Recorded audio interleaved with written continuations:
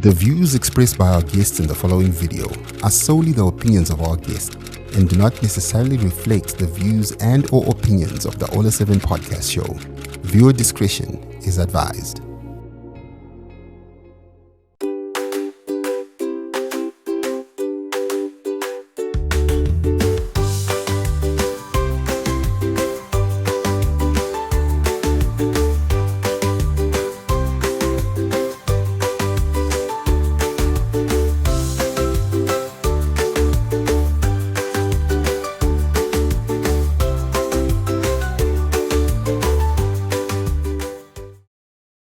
Hello guys and welcome to the Genius Kids. This is the only show in Zimbabwe that sit down and talks to young talents who are achieving great things. And tonight I am hosting the Zimbabwe national team in debate. They have been representing Zimbabwe in Kenya, and I am your host, Aisha Nyanzunda. Our debate team has not only demonstrated exceptional skill in argumentation and critical thinking, but also showcases the spirit of teamwork and perseverance. Their journey to victory was paved with countless hours of preparation, rigorous practice sessions, and unwavering commitment. Welcome to the Genius Kids, guys. We're glad to be here. Okay, so I am with Tawonga Mutasa, Adriel Patsika, and Passion Ruvinga. Did I get that right? No. Okay, so it's Adriel Rutsika. Ruvinga. And Passion Patsika. Yes. All right. So I'll start with introductions. Can you briefly introduce yourself, Tawonga? Hi everyone, my name is Tawonga Mutasa, a 13-year-old who resides in Fairview Park, an ex-student of Old Winter Primary School who's proceeding to St. Ignatius College. Ooh, okay, St. Ignatius. Right, and you, Adriel? My name is Adriel Ruvinga. I am aged 12 and I live in Simri Park, and I'm an ex-student of Old Winter Primary School proceeding to Samuel Centenary Academy for Form 1. Ah, nice. How are you everyone? My name is Passion Patsika. I am age 12. I reside in Sunway City and I'm a former student of Old Windsor Primary School proceeding to Watershed College. Ah, nice. So let's talk about the team. Are you guys just a team or you're also friends? One of you can answer, any of you.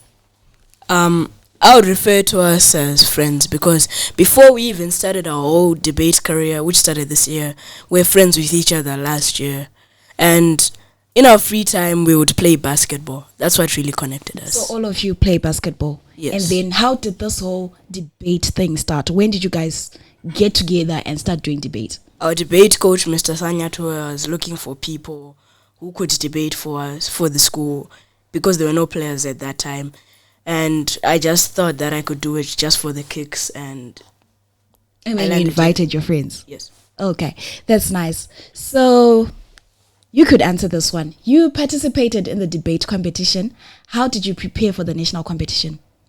Preparing, we're preparing due to our coaches who helped us to prepare. I would like to mention Coach Evington and Coach Evidence who helped us in preparing. And we also had research. We were able to research our points and our evidence. Okay, so I was going to ask, what really do you do when you're preparing for a debate competition? You guys said you did research. Mm-hmm. And then, but besides research, what else do you do, Adriel? We read books which had information from the past, and some of the topics we do had to do with past things. For example, we had a topic which had debated about past Pan-African leaders, so we had to read books about their legacies. Oh, speaking of Pan-African leaders, who's your favorite Pan-African leader? Kwame Nkrumah. Ah, you're right on sport. And Tawonga, what strategies did you find most effective during your debates? The most effective strategy was research, but in our research there was also practice split into two segments. Before there were grade 7 exams, where our time was limited, and we had to set a day specifically to practice. Then after grade 7 exams, where we had a lot of free time, and then we would spend every day practicing at least 2 or 3 topics. Oh, so you guys were writing your grade 7 and preparing for the national competitions? Yes. How was that? Was that not difficult? We slid through. Okay, you did slide through because, well, you're now national champions. Yes, ma'am. And Adriel, were there any particular resources or mentors that were especially helpful? Yes, I would like to say Coach Evidence and Coach Evington and Seed by Passion. And I would not like to forget our parents who helped us, and research also helped us, and us as a team to motivate each other. All right, you have mentioned your coach twice now. What exactly did coach do for you? They had given us the platform on how to debate. Since debates at our school started this year, we didn't know anything. So they taught us gradually, and as we improved. So as now as we conquered Africa as the Pan-African champions. All right, let's come to you, Passion. What was the most difficult thing about being part of a national debate competition? I mean, you guys flew to Kenya. Was there any difficulty in that? You also had your exams, your grade 7 exams. You also had colors to submit. What was the most challenging part of being participants of a competition that's that big? It was very difficult because the debate was tough. It was really tough, and we had to stick our ground to the debate, and we had to focus on our points and to even share our points so that our speeches go smooth here. Is it not like difficult to remember the things that you're supposed to say when you're on stage? Do you guys ever deal with stage fright? Yeah, stage fright is one of our mottos. Yeah. How do you deal with stage fright? When you go on the stage, firstly I look at my coaches, then I start speaking. Okay, so the coach is the... You know what? Maybe we'll call coach and ask coach to give us some tips before we go, because we all want to be great public speakers, hey? And Tabonga, can you share a moment where you had to think on your feet in a debate? Because I understand like a lot is going on in a debate and it's very unpredictable. Is there a moment where you ever had like to think on your feet? In the finals, where everything was improvised and everything was at stake, really, we had to improvise our points, whereby instead of writing whole paragraphs, we'd write 3 singular points. And from then on, you had to elaborate through improvisation. You didn't really know what was about to happen next. And what topic were you debating then? Oh, on the finals. Yeah. Should us Africans form the United States of Africa? Should us Africans form the United States of Africa? You know, like USA, United States of America. Yeah, we should become United States of Africa. And you guys were affirmative or non-affirmative? Oh, we were affirmative. Okay, so, all right, we'll talk about that later. But now I want to talk to the team captain. Team captain, how do you ensure your team has effective communication? Before we set our debates, we come together as a team and put our points to see if they don't clash. So if they clash, we rebut each and see which ones are the most suitable and which are not for the opposing team to rebut, which are not easier to rebut. That's what we do as a team. Wonderful. And when you work as a team, right, every team player has a role to play. So, and I understand in debate we have the first speaker, the second speaker, and the third speaker. So maybe for those who are watching who don't understand debate or who would want to know more, maybe whoever was acting as first speaker can tell us what is the role of the first speaker. Second speaker tell us the role of a second speaker, and then the third speaker can tell us what the third speaker does. Okay. I'm the first speaker of this team. So the role of the first speaker is just to open the case, mention the parameters and the status quo, and to also mention some of the points and to briefly explain them. And then you state what your second and third speaker are going to state. Interesting. And second speaker? I, as the second speaker, I elaborate on the points which are said by my first speaker, and I do a cross-benefit analysis and a stakeholder analysis, and leave the time to my third speaker. I'm the third speaker of the team, and my only job is to cement the case. By cementing the case, whereby I mean I mention all the points stated by the first and second speaker, elaborate them a bit more and bring up case studies. I also do rebuttals if there were any faults in the other team, and also I weigh the options, whereby I'm saying our team is supposed to win because of what and what. All right, so you guys were representing Zimbabwe at a platform that's that large. I mean, you guys flew all the way to Kenya, right? How does participating in such a huge event help you grow personally and academically? Well, for me personally, it helped me with my social skills because I met people from other countries, other places with different cultures and diversities to some point where I had learned maybe one or two things from them, such as good morning, good morning in Portuguese is bom dia. Yeah. Yes, and hello in Ke Swahili, which is Kenyan, the Kenyan language is jambo. Jumbo. Yes, jambo. Okay, we're learning. Well, and also academically, you actually get to learn the heritage, such as the whole debate was set on our Pan-African leaders, which can come in future exams too. Right. Yeah.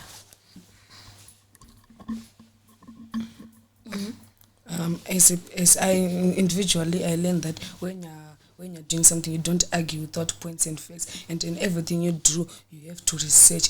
And academic-wise, I learned that you should it helps in writing essays. For as big words you use in debates, you can use them in your composition. Okay, all right. And Individually, it helps me in my social skills and to also see because some motions deal with what's on the ground realistically. As the motion, children should restrict timelines to 1 hour per day. It actually deals with what's happening right now. So it actually helps me to deal with deal with what's on the ground realistically. so for you, what was the biggest lesson in this experience? I mean, from the preparations to going to Kenya and then going through the competition and actually then becoming a winner. What was the biggest lesson for you in all this? The biggest lesson I learned is just you just have to work hard and to just follow instructions from the coaches and to actually read and research on the points that you're supposed to put on the ground. And Tabonga? Well, I learned that you can't present anything without any evidence for such as life, because in the end, if you present anything without evidence, you end up failing. I learned that teamwork is everything. Without teamwork, you cannot win. Against a team which is teamwork, because you split as individuals, not as a team. All right. And you guys have been doing these debate competitions at primary school level. Now you're going to high school and you're all going to different schools. Do you have plans to continue with debates in your different schools? Yes, indeed, I do plan to continue with debate in my high school, St. Ignatius College. Yes. Yeah, I do have ambitions to continue the debate, but hopefully I won't change positions. Yeah, I have some thoughts of joining the YEDIC High Schools Debate Championship so that I can improve on my academic skills. All right, nice. So let's go back to the competition. What was the highlight of the competition for you guys? Maybe as a team or maybe individually. Well, as a team, obviously, the highlight of the whole competition was us winning, because we're filled with fear and anxiety and butterflies, and we didn't even expect for us to emerge victorious. So in the end, that was the happiest moment of the whole debate. When you say you didn't expect to emerge victorious, does that mean like you doubted yourself at some point, or you just felt like the other teams were much better? We indeed did doubt ourselves at some point, because one, we don't know what the panel really analyzes when they're doing their speeches, and two, we thought that we raised a weak debate, but the panel thought so otherwise. Okay. And was there any particular debate or argument that stood out to you? I think the one that stood out to me was the children's screen time should be reduced to 1 hour, because it's focusing on real world issues. That's why. Okay. So, and you guys were on which side, the affirmative or non-affirmative? We are affirmative. Right. So now we're going to do a little something. Mr. First Speaker, you're going to present to us your argument that you made. If you remember, what argument did you make towards that on that day? Oh, affirmative.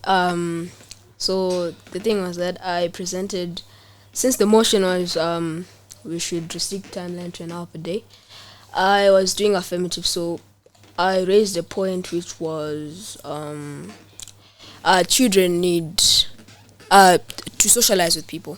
Socialization. So by that we're trying just to mean that when we don't restrict a timeline to 1 hour per day, we're just critically just destroying the socialization that is supposed to be within the social community. But as we all understand, socialization can be both technically and physically, but physically is better because we can all talk face to face and understand each other. Then I raised bad content where we're saying that when we restrict a child time, when you don't restrict a child timeline to an hour per day, and there are no restrictions, children might go to unexpected platforms whereby they see things that are not for their age, and yeah. All right. Okay. I understand. And then, Mr. Second Speaker. I talked about health benefits. As you stay most of your time on screens, you have eye strains, and you might become obese, and which is not good for your health. And as my first speaker, I've said about bad content. You shouldn't see bad content. We shouldn't watch bad content. And as you have more time on the screen, let's say you take 16 hours of your day on the screen, you are going to eventually see bad content. Yeah, that's what I said. All right. Third Speaker. My main job was to tackle that main argument, and there is two main arguments really. One which was we'll be banning creativity, but whereby I was saying that the internet isn't really the main source of creativity. There are many other alternative options such as drawing, poetry, writing, singing, such as which are actually more healthy than the internet. For we brought out the point of health risks.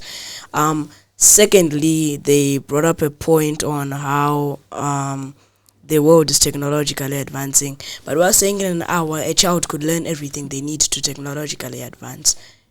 Yeah. All right, interesting. And I forgot to ask the most important question of all. Which team were you guys going against in your finals? The team we're going against in the finals was Team Agra from Mozambique. The real name of the school was Beira International School. Yes. International School.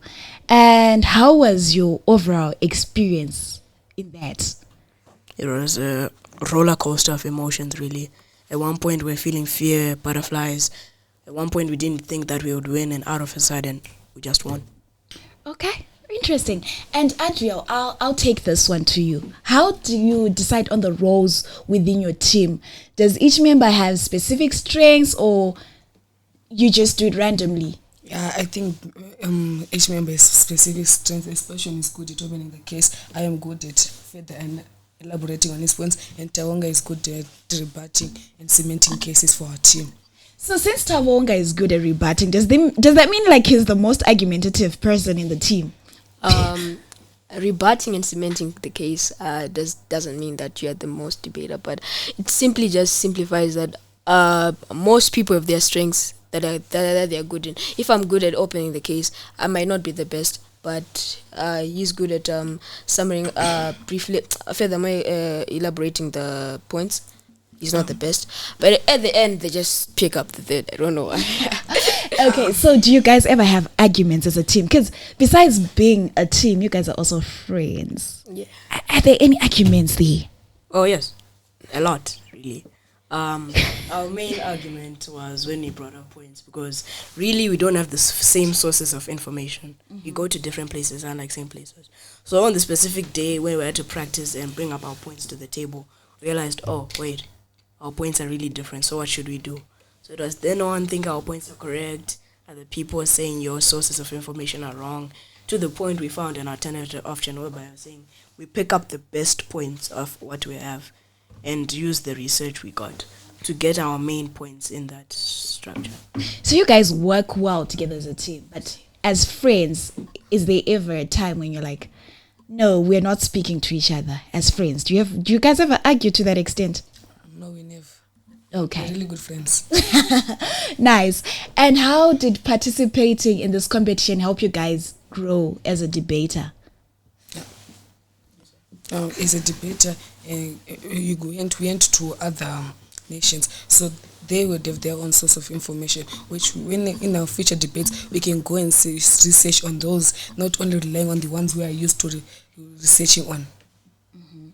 It also taught us how to socialize with the people with cultural diversity. As a debater, the skills I gained from both competitions in Mozambique and Kenya helped me develop 4 more in high school, when I said I did plan to go and practice. All right.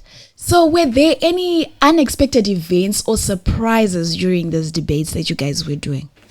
Yeah, there was a surprise in the quarterfinals when we were told that we're going to the semifinals, but we had lost the Okay, how did that happen? How do you lose and then go on to proceed? No, we didn't lose the quarterfinals. We lost the third round. So we ultimately thought we lost the whole competition. Okay. But the third round is preliminary, Okay. meaning it didn't really affect the quarterfinals, but it did add up to your points at the end. Okay. And you guys are a team now, but in high school you're going to different schools. Yes. How's that going to work out for you guys? Are you going to continue working together as debaters, or you're going to be going your separate ways? What's going to happen there? Sadly, we have to go our separate ways. And in the end, I hope we do face each other, but this time as rivals. Okay. All right. I definitely hope to see you guys debating against each other. And then I'll host you again from your different schools, and we have a debate on air. How's that? It's good. Because we'll then have St. Ignatius versus Summer Centenary against Watershed. I think that would be interesting. What do you guys think? I think it's a good idea. Spectacular. And what advice would you give to other students who aspire to excel in debate? The advice I'd like to give to the people or to the other students who aspire to become debaters like us, it's just to just do some smaller competitions to find their inner inspiration. And you should not argue without having proven facts and points. Yes. Simply to just chase your dreams. Chase the dream. Okay, and another question that I have is, you guys are so young. You're 12, you're 13.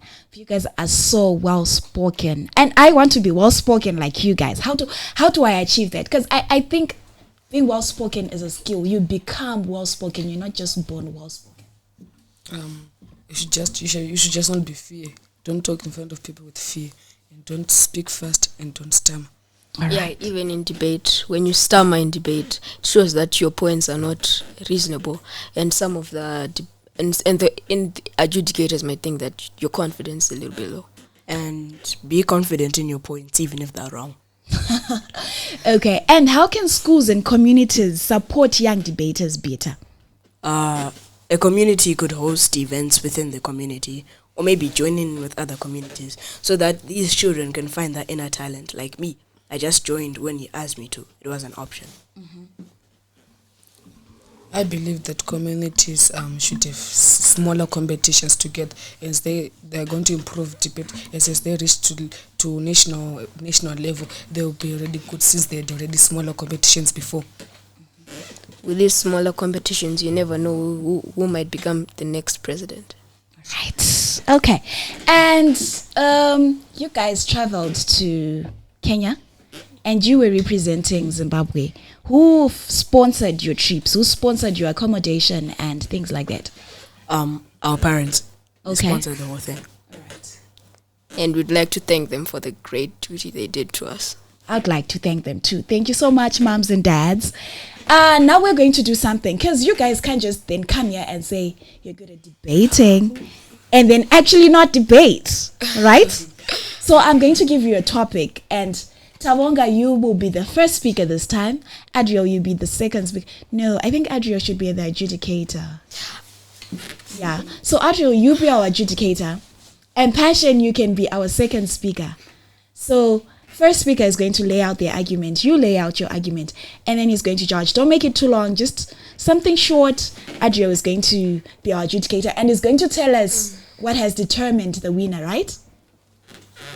And our topic is, should homework be banned in schools? Should homework be banned in schools? And we are affirmative or non-affirmative. How do I pick? I get to pick. Yes. Yeah, but usually they like bring a paper and roll it. But you can just pick by random. All right, so you can be non-affirmative, you can be affirmative. Okay. So who goes first? You go first, right? Okay. Isn't the preparation time? Fine. It's an impromptu. I'll just make an impromptu. The topic was Should homework be banned in schools?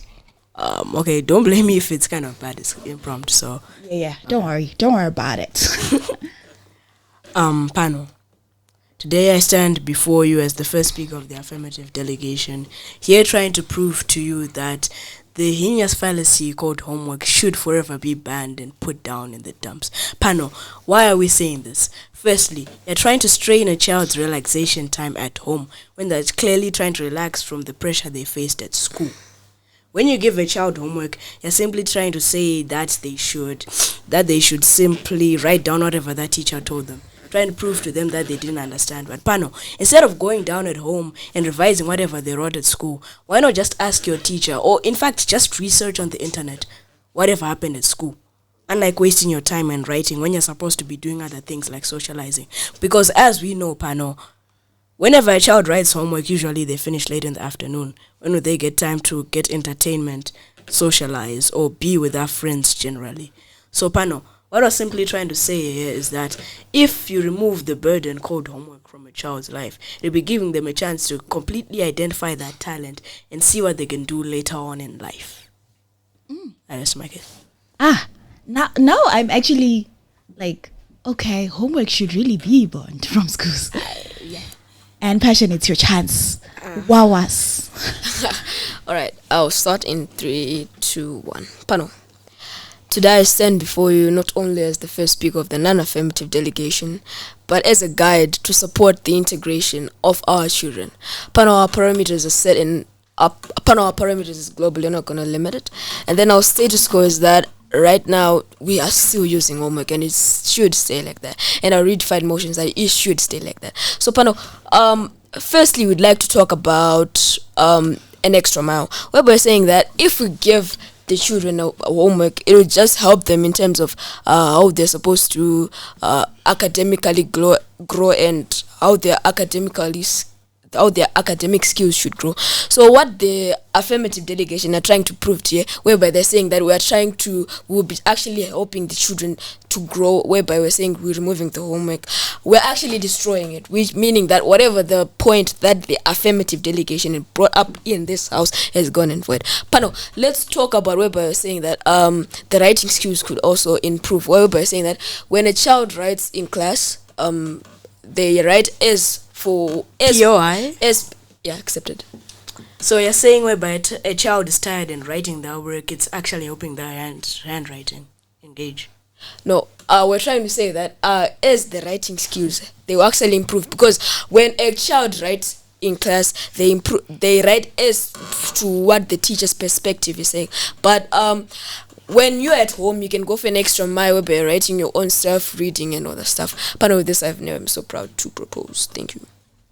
All right. And now the adjudicator is going to tell us who won the argument and why they have won the argument. Firstly, before I announce the winner, Tawong, I respect you're not a first speaker, but you left your duties. You didn't do. You did. And it's coming from a debate.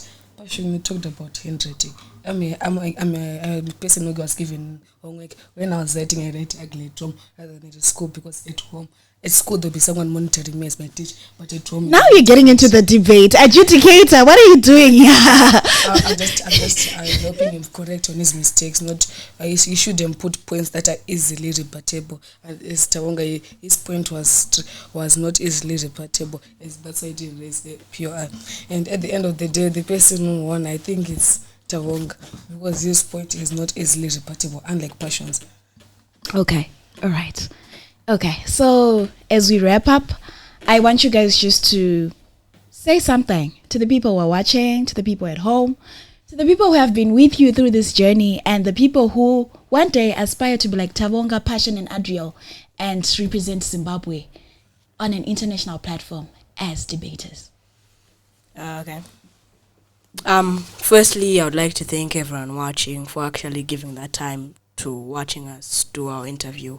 And secondly, I would like to thank my teammates for actually supporting me and helping us raise the trophy, my parents for sponsoring the whole thing and encouraging me throughout the whole competition, my coaches for actually coaching me and giving advice and being primarily the whole reason we won, my friends for supporting me throughout whatever I did, and finally, praise God. Amen. I would like to thank my parents because they helped me they sponsored me to go to Kenya. I'd like to thank our coaches, and I'd like to thank my teammates. But most importantly, I'd like to thank myself for being courageous to speak in front of people. And I'd like to thank the viewers at home. Thank you for watching. Amen. Firstly, I'd like to thank my teammates who supported me in this wonderful journey, and to thank myself for supporting them in this wonderful journey, because sometimes since the debate was tough, some would cry and I would actually cry to just follow them so that they are okay. And then I'd like to thank my parents who helped me in this journey, and they did a wonderful job, and I actually made them a bottom because I was actually practicing every day in there. I was making noise in the house. And I'd like to thank my coaches, Coach Evington and Coach Evidence, who helped me throughout the journey, especially Coach Evington, who would help us in debate, giving us the analysis, and even giving us claps so that we understand, and he paves the way to us. I don't think you're supposed to mention the claps, but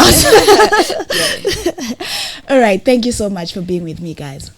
You're welcome. You're welcome. And to you, our viewers, thank you so much for joining us on this exciting episode of the Genius Kids. I sat down and I was talking to the Zimbabwe National Debaters team. Those guys went all the way to China and represented Zimbabwe. Not only did they represent, they came back with the trophy. My name is Ayesha Nyanzunda. I have been your host. Catch me again, same time next week for more of these exciting and inspiring episodes of the Genius Kids.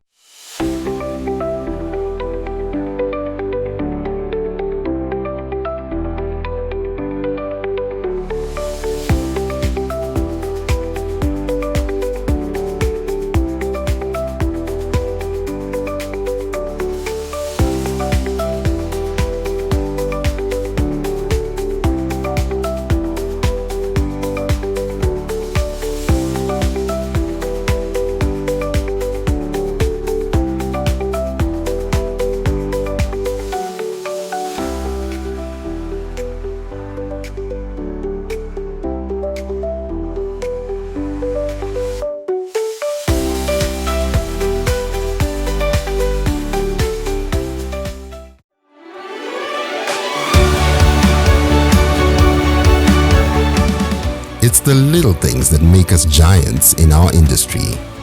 We put in that extra mile of service so your car can go that extra mile of performance. Our aim is to make our stopovers feel like home. Giant Petroleum, limitless energy.